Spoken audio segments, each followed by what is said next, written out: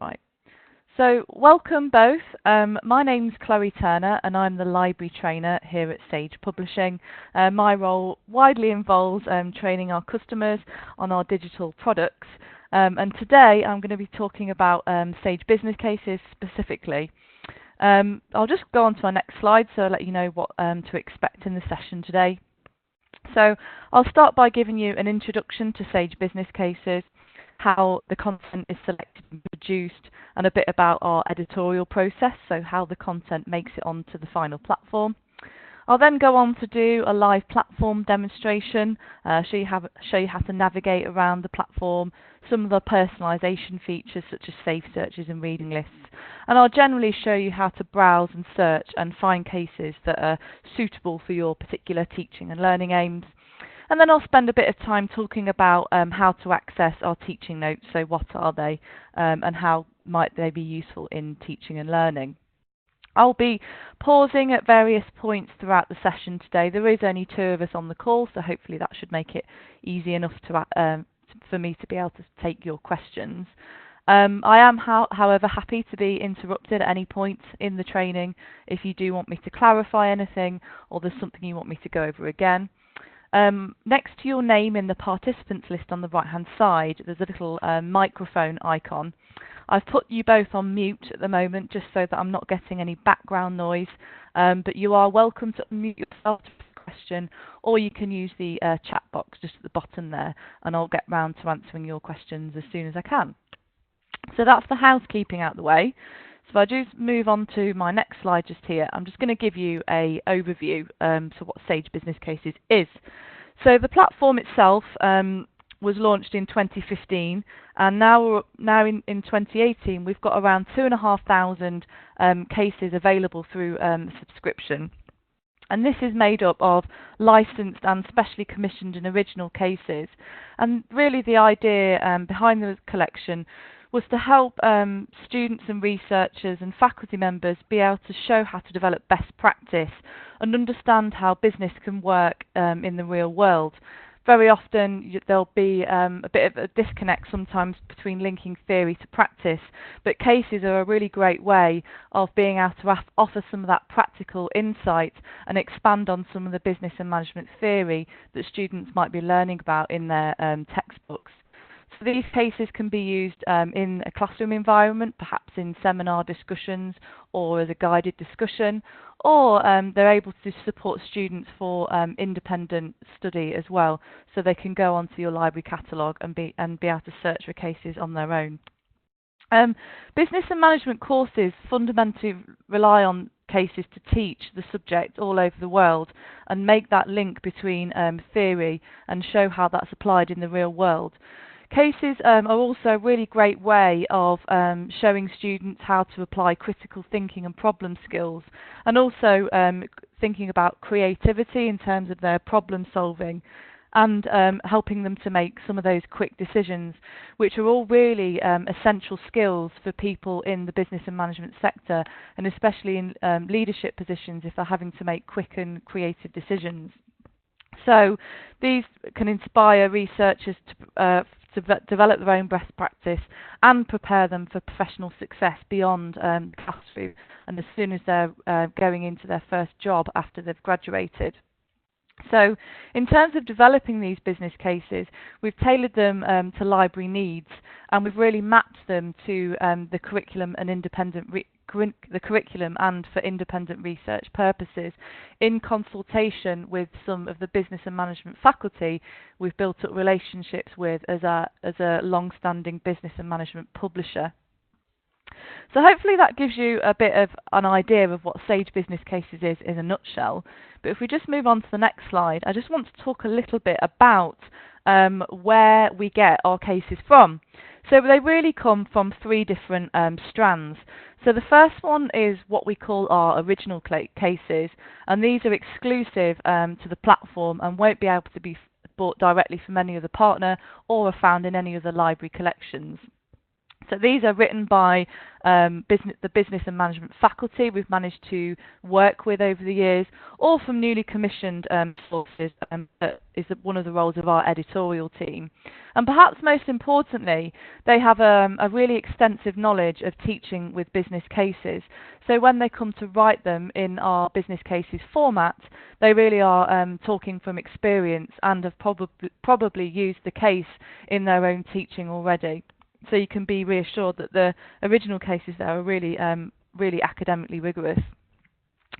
In the second strand, in terms of where we source the cases from, this is what we would call our repurposed Sage content. So this just means that the cases have been adapted into the Sage Business Cases format from other Sage sources, such as books, so business and management textbooks we may already published, and some of our prominent and well-respected business and management journals. We just adapt this way, we just adapt it to really just save users time when searching for cases. Sometimes with a business and management textbook, for instance, it might often be quite challenging to find some of those practical examples and items that encourage critical thinking skills in a book that also has lots of other theoretical information as well, when you maybe just want that practical example. So by repurposing that content, we're able to standardise all the cases into that one format. And then thirdly, we also have a number of licensed business cases as well. So Sage work with around 17 global content partners, and when we go on to do the platform demonstration, I'll be able to show you a list of some of these content partners in a bit more detail. But these would include global universities, some business schools, and also some professional societies. So a good mix of academic and professional and corporate sources, but they're also we also have a great global representation as well. And again, we can have a look at that in more detail on the platform demonstration. So these content partners would often produce their own business cases and then sell them, often on a case-by-case basis. But we license them from these content partners to allow them to have wider coverage and offer them at this library level where they can be searched for. So that's really the three places that we get the cases from. So just moving on, I just want to talk quickly a little bit about some of the special features that we offer with Sage Business Cases, with it being a library collection. Traditionally, business cases have been purchased on a pay-per-case basis, or the pay-per-case model. And by that, we just mean that traditional sources, perhaps such as the Harvard Business Center or Case Center, so the faculty member or librarian would go there, maybe type in a keyword search term or particular topic they were teaching their business and management students, and then hopefully find a case that may be of interest and would help them. However, if they wanted to access the case, they'd have to buy a copy per student. So that means that if there was 30 students in the class, they would need to buy 30 individual copies of that case for the students to be able to access it. There's also the limitations of them not being able to share that with anyone else, so just for their individual use.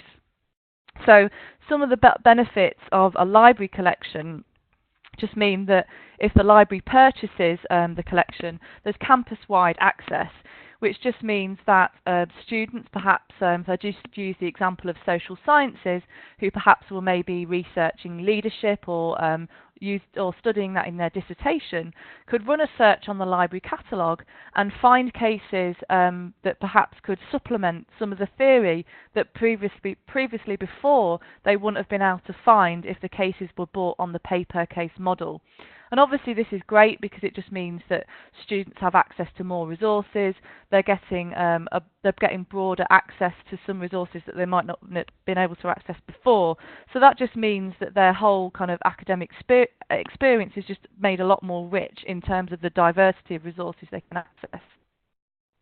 Secondly, around 63% of the cases come with faculty-only teaching notes. 76% have discussion questions, and around 54% have learning objectives. And I've just really highlighted these figures just so you're aware that the cases, as well as being being able to inspire researchers and thinking beyond to professional practice, are also really great ready-to-go teaching resources. So things like the teaching notes would contain discussion questions, they might have activities in there, they might have some tips about how best to use the case in a teaching scenario or how best to use it in a seminar scenario. So basically just some of that insight from the author of the case themselves, who, as I've mentioned before, have probably used that in their own teaching. So it just makes them really ready to go teaching resources to use straight away. And that brings me on nicely to the next point, is that before the cases make it onto the platform, they have been classroom tested and peer reviewed by those business and management faculty members we work with in terms of our editorial advisory board and our external team of reviewers. So again, another strong point of the platform is that all the cases are able to be downloaded as platform-generated PDFs. So that just means that you can download it onto your memory stick or print it off to make notes on, which just makes it a lot more flexible in terms of how it can actually be used. Almost lastly, there's no financial burden for students and faculty. As we've come across sometimes in our research at Sage, sometimes some institutions, faculty members might make a course pack for their students. So for instance, they might have to buy all the cases they might use over one semester themselves. So this eradicates that financial burden for students, and it also takes it out of the realm of faculty spend and puts it into the arena of the library, so that librarians are really able to use their experience in terms of promoting those new resources in line with some of the other business and management resources they might subscribe to. And probably most importantly for librarians, sometimes there can be a lot of frustration from student and faculty when some of the resources they want to access are unattainable under a site-wide model. Very often students, for instance, won't know how some of the legwork that goes into actually purchasing these resources and making them available. So often it's very difficult to try and explain why that some of the things they're after they're not able to access. But it also takes away some of the extra time that librarians might have to go through to gain this permission. So before any of the cases make it onto the platform, Sage have already taken care of any licensing concerns before it goes on there. So there's no worry there that if any of the cases are retrieved from the Sage Business Cases platform, that they're able to be used by anyone at the institution. So hopefully that just highlights some of the benefits of having a library collection rather than using the more traditional paper case method of obtaining your cases. So I just want to speak a little bit now about the editorial process to let you know how the cases make it onto the platform. So each of our digital products has a dedicated in-house editorial team, and for Sage Business Cases editors, this vaguely involves 3 strands. So they would source and develop relationships with our prospective content partners. So these would be the content partners we license the cases from. They would also work hard to identify potential original authors and then follow our commissioning process. So that might be through emailing them, it might be through meeting them at conferences and so on, and really kind of working with them to help them develop their cases. And they would also curate the existing Sage content, so repurposing the content into the case format from our books and journal articles. We also have a dedicated editorial advisory board who really oversee and help us develop and maintain the collection and offer advice and insight. So this editorial advisory board is made up of global business and management faculty, and they're well known to Sage and we're used to working with them. They're very highly respected in their field, and probably most importantly, they're familiar with using cases and teaching with cases themselves in their own classrooms. They might also suggest top cases that we can license from our content partners. So if perhaps there was a case that they would definitely expect to see as an end user of the collection, then they would be able to advise us as to a particular case and where we might source that from. So they have a really important role. And if you were interested in finding out who these business and management faculty members were, there is a section that has a list of all these individuals and the institutions that they represent. So all the cases then go through a process of peer review. So our submissions are handled through Manuscript Central, and then we also have a team of external reviewers who check each case we publish. So this ensures the teachability and the viability in class. So how easy is the case to understand? How easy are the instructions to apply in a real life scenario by someone who's maybe not used the case themselves already? So a really important role. And then when the material has been through that process, then that's when it would be finally published on the Sage Business Cases platform. And just as a last note, that if the cases do age significantly, so in terms of maybe a particular business and management theory that's maybe not as prominent or as popular as it was, we will commit to updating those if they do age significantly. So hopefully that gives you an idea of how we get the cases on the platform in the first place. If you were interested in publishing a case with Sage, or perhaps wanted to recommend this to business and management faculty members at your institution, we do have some really great resources on the platform, and you can follow this link to find those pages, and it gives you some guidelines here. You can see we've got some templates, and then how to submit those, so some really great instructions. I probably should have mentioned that I will be sending these slides on as well, so you can go back and review these after the session. So there's just some different user groups on the screen now, so faculty, students, researchers and librarians, and I've just given a couple of ideas about how those different user groups might want to go onto the platform and use it, but I'll let you kind of review those in your own time after the live demo. So just moving on to my next slide. So this is the Sage Business Cases homepage. So just whilst I set up my screen sharing to begin the live demo, does anyone have any questions about anything they've seen so far?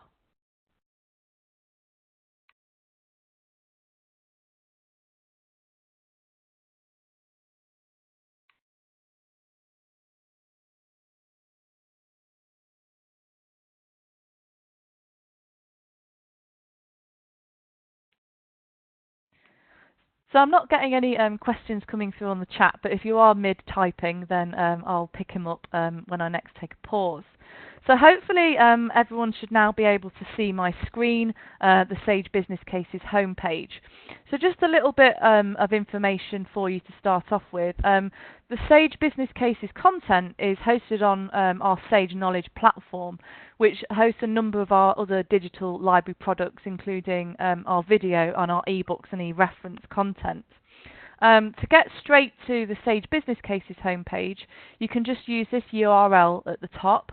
So this might be really useful to include perhaps on a subject guide if you're a business and management librarian, or potentially you could use it on a reading list if you're a business and management faculty member, and then this will direct students and researchers directly to this page so that they can start searching and browsing for cases depending on their particular learning or teaching aims. It's also worth mentioning that Sage Business Cases content is fully indexable and is able to sit alongside other content that you subscribe to from other publishers. So if I was to run a search in your library catalogue, for instance, it would retrieve Sage Business Cases content as well as other content that fitted the keyword search criteria that you've used.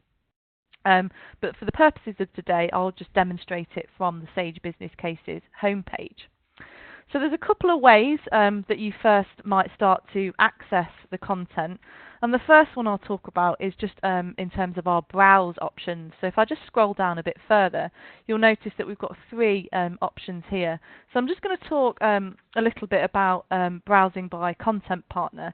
So this overview is a really great way of you being able to see the range of our 17 content partners that we work with in terms of licensing the cases. So you can see here that we've got Wits Business School, so this is South Africa. We also have Tsinghua Business School, so this is in China. We've got the Indian Institute of Management, so representation from India there. We've also got representation from institutions in Europe, as well as having a strong representation from institutions from North America as well.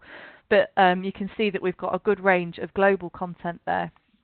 So that just gives you an idea of some of our content partners. And if I was to click on any of these links, so let's go with Tsinghua Business School. If I just open that up, you'll see that I'm now taken through to a complete list of all the cases that we license from this particular content partner. So that's 48 cases that we license from the Tsinghua University. And that would be the same for any of these. And that's just maybe a really great way of seeing cases from one particular partner. So if you knew that you were particularly interested in maybe a Chinese perspective on maybe leadership or, I don't know, any other business and management theory, then you could look at the list there and then use the filters and search within to maybe find something a bit more focused in that area if you wanted a bit more of a global perspective. We also have the option to browse by academic level, and we've separated these out to really kind of help you get to cases that might help at different levels. So these don't correspond necessarily with the level of the student. So a basic case wouldn't necessarily be for an undergraduate student, and a complex case might not necessarily be for a doctoral student.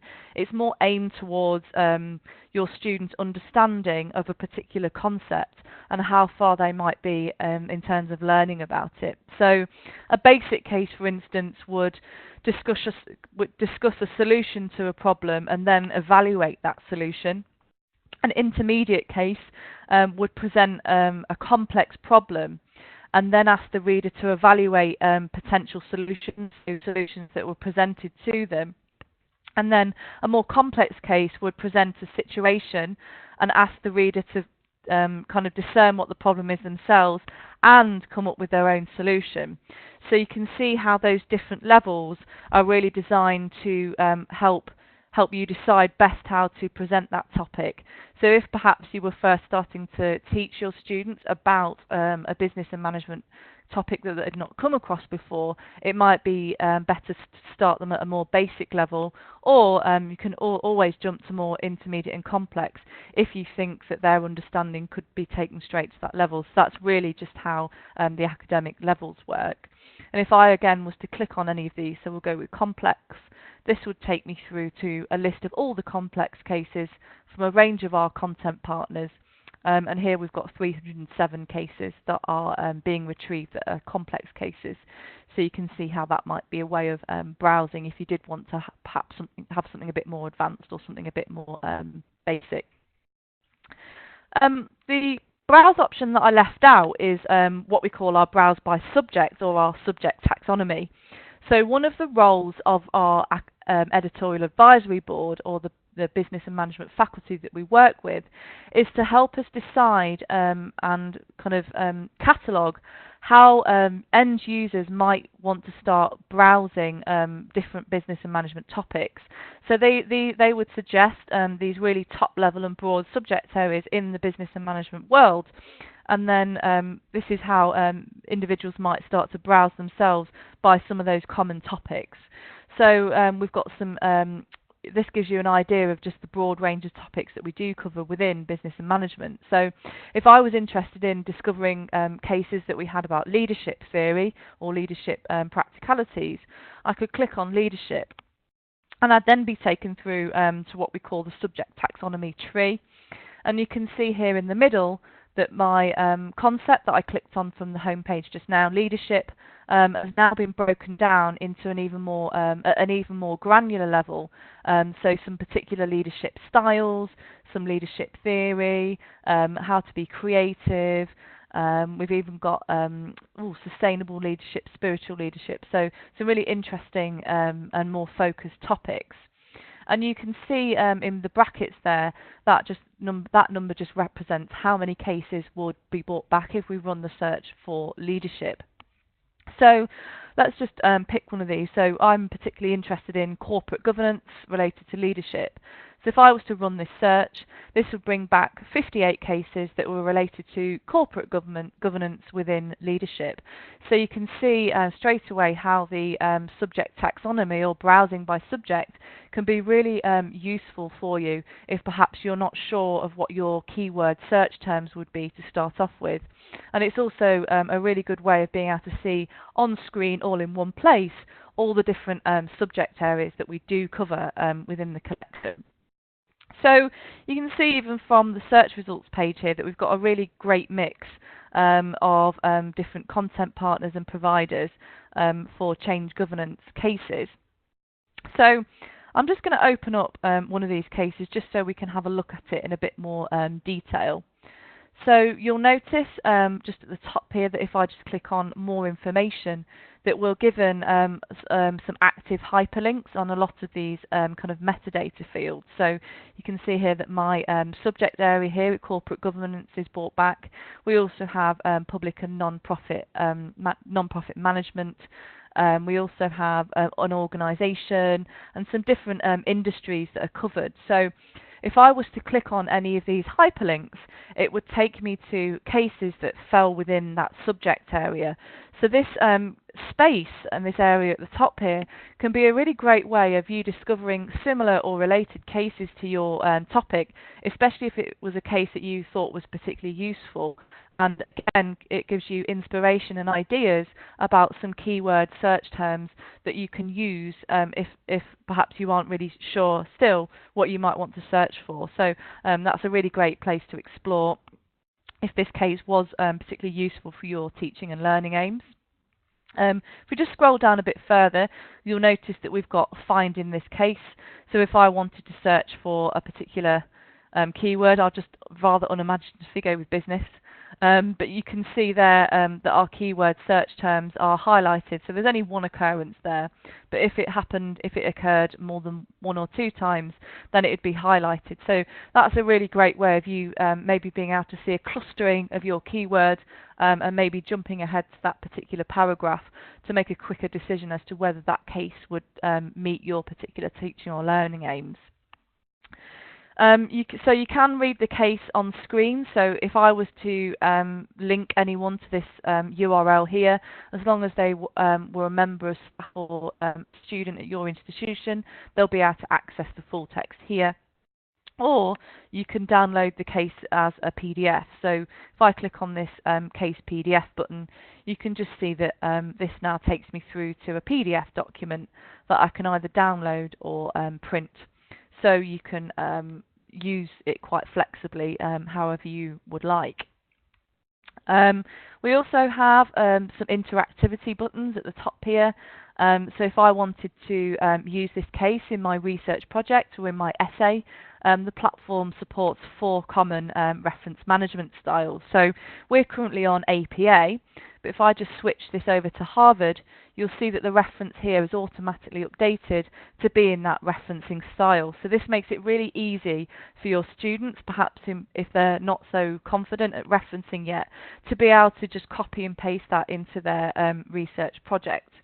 It's always useful at this point to give you a bit of a disclaimer. I know that a lot of institutions have their own particular institution styles when it comes to certain referencing systems, so it's always advisable to get your students and researchers to check this reference against your institutional style, but all the elements of the reference are there, so hopefully that takes away some of the work involved instead of maybe manually constructing the reference themselves. We also support a number of common reference management softwares. So if perhaps you were dealing with a few hundred references, you might be using one of these reference management softwares. So here we've got EndNote and RefWorks. So that just works in the usual way. You can download the reference as a TXT file and then just open it in the reference management software and it will be available for you. The third icon here is our share option. So if perhaps you were a member of staff running a search for a colleague, you could and thought that this case might be particularly good for their research, you could just enter a bit of information here, so their email address, the name. You can even leave them a little message, and then if you just click on send, that will then send them an email with your message and the URL link so that they can access the full text of the case. If you were so inclined, you can also social share it as well. So you can share on Facebook and Twitter there if you wanted to. The second icon that I've just skipped over quickly here is one of the really great options on the platform, and this is our list feature. Now, one of the things you'll need to do in order to access this piece of functionality is to create your own profile on the platform. So although you'll be authenticated as a member of staff or a student at your institution to be able to access the full text, if you want to be able to create your own reading lists, so this just gives you the ability, so perhaps if you're a student, you might want to create a reading list of cases around a certain topic to come back and review later, so that you don't have to run the same search again, also that it's easy for you to remember which cases you've looked at to avoid duplication. So this can also be really great if perhaps you wanted to create a reading list on a particular topic as a business and management faculty member, and then you can then share that list with your students or share that list with your students rather than sending on 5 individual cases. You could just send them a list of 5. So that's a really effective way of being able to use the reading list feature. If you did want to do that, I would encourage you to go away and create a profile on the platform after the session, and it's really easy to do that. You just need to click on the profile button at the top and then on create profile here, and that will just take you through to a separate page on the platform where you can enter a bit of personal information, your institution, your email, and then that will just remember your details, and then you'll be able to access some of those features. So I'm just logging in with my profile that I've already created on the platform, and then you'll note, oh, pardon me, that's just gone. So then you'll notice that, sorry, I just have to do that quickly again. Then you'll notice that it now says my profile in the top corner there, rather than saying profile. So just need to navigate back to a case very quickly. Just bear with me. So we looked at leadership and then corporate governance, and then we open this first one. So if I wanted to add this case to a reading list, all I'd need to do is then click on this second icon. I'm given a number of lists, so these are some lists that I've created for other customers on training, or I can create a brand new reading list. So I'm just going to call this one business and management topic, but you can call it anything you like, and then say save. My reading list will then be created, and then to be able to access that, I just need to go to my profile and then my lists. And then the reading list that I've just been working on appears at the top here. So I just need to go to show list items, and then that will display all the items that I've added to that particular reading list. So you can create as many reading lists as you like on different topics. You can also add as many cases to one list as you like. So they're really flexible in terms of how you might want to use them. And if you then did want to share those with students or colleagues, you just need to enter the information in there. So that's really easy in terms of how you might use the cases there. So I'm just going to go back to our search results, but before I show you some of the ways that you might start to filter down or narrow down your results, does anyone have any questions about browsing or anything, any pieces of functionality from the case page itself?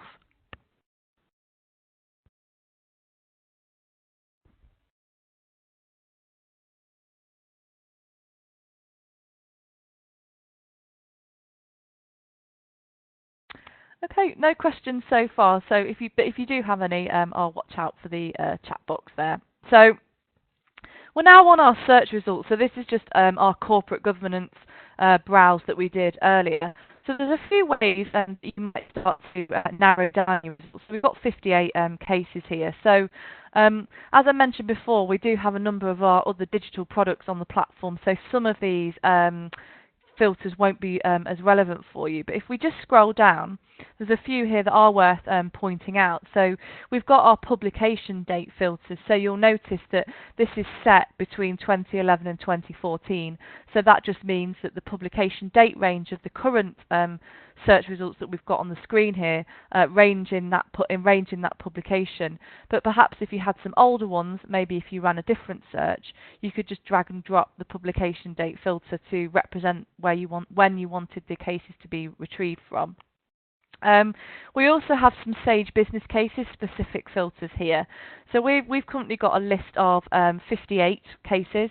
But if you wanted to just maybe bring back cases that had teaching notes, so the 63% that did, I can just click in the box here, and then that would shave off, it looks like it's shaved off 18 cases. So all the cases in the current list have teaching notes. And perhaps as well, it's also worth mentioning that the reason that all the cases don't have teaching notes is that, as I say, we license a number of our cases from content partners, and the teaching notes themselves are often written by the authors. So in terms of going back, it would be quite a mammoth task to go back and ask the authors of those original cases to then go and write teaching notes for us. So it is always our preference to include cases with teaching notes. So all of our original and commission cases will come with teaching notes, but that's why sometimes all of the cases don't have the teaching notes available. You can then also filter by academic level. So these are the same academic levels we could browse from the home page. So if I just wanted to look at some of the intermediate cases, I'd just need to click in the box there, and there you can see we've got rid of about another 12. And then we've also got the length of the case here. So if perhaps you wanted to set your students a long night of reading to just bring back cases that have got just got cases between 8,000 and 10,000 words, you could use the filters there. So we don't have any that are that long. So if we just use the filters again, we can start to maybe get some shorter ones. So if perhaps you just wanted a case for an exam that would take up a bit of less time for them to read in the exam conditions, then perhaps you might choose one with a shorter amount of words in terms of its length. So I've just made that to be cases between 1,000 and 3,000 words long. So before I've even opened a case here, you can see that from my original 58, I now narrowed my list down to 7. So hopefully these cases will be really specific and suit your particular teaching or learning aims. So again, I can just go into any of those and have a look. So let's open up this second one, Hero Honda. And you can see now that I have now got a few more tabs than the first one did. So if I wanted to then see the teaching notes for this case, so my profile by logging in allows me to access the teaching notes, but usually this would have a little kind of padlock icon next to it.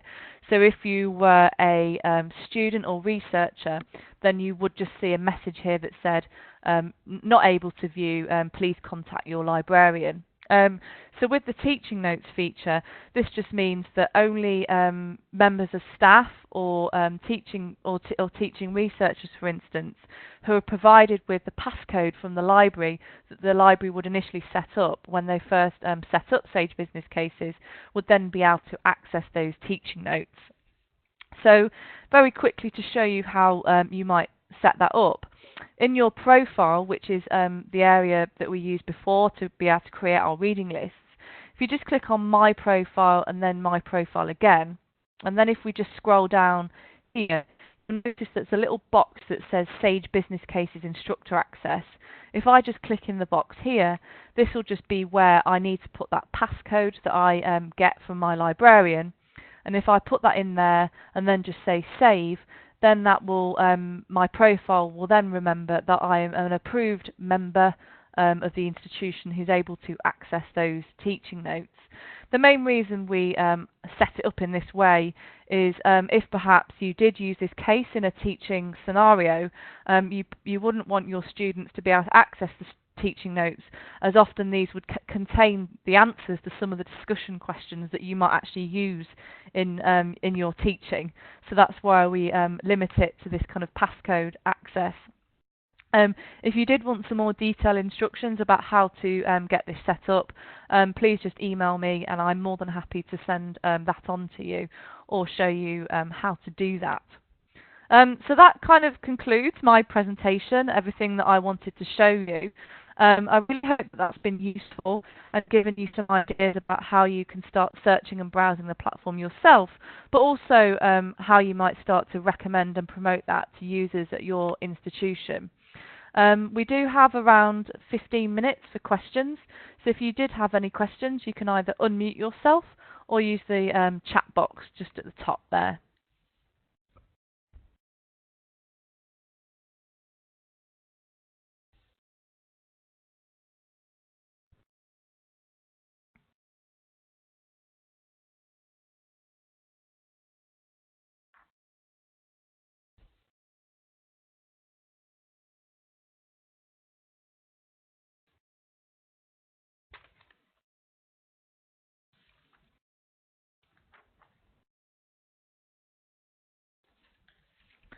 Okay, I'm not seeing any questions come through, so I'm just going to stop sharing my screen and just come back into the kind of slide view.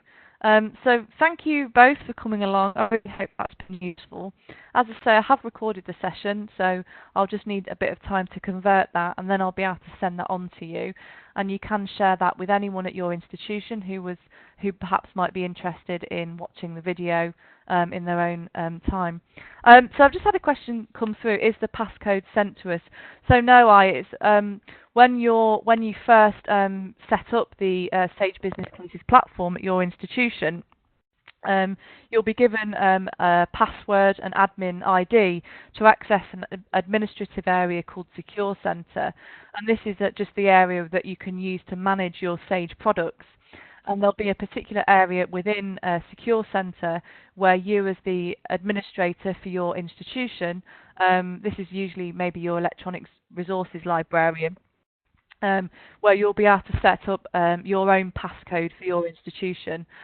So you would just enter whatever you wanted that to be, and then that would save in your admin area, and then that would be the passcode you would send to your faculty members to add into their profile, so the bit that I showed you under Sage Business Cases Instructor Access, and then they would set that up. We would always encourage you to set up the kind of passcode yourself. But if you wanted to know how to do that, as I say, there are some instructions that I can send to you if you're interested in finding out how to do that in a bit more detail. Thank you, Chloe. No problem.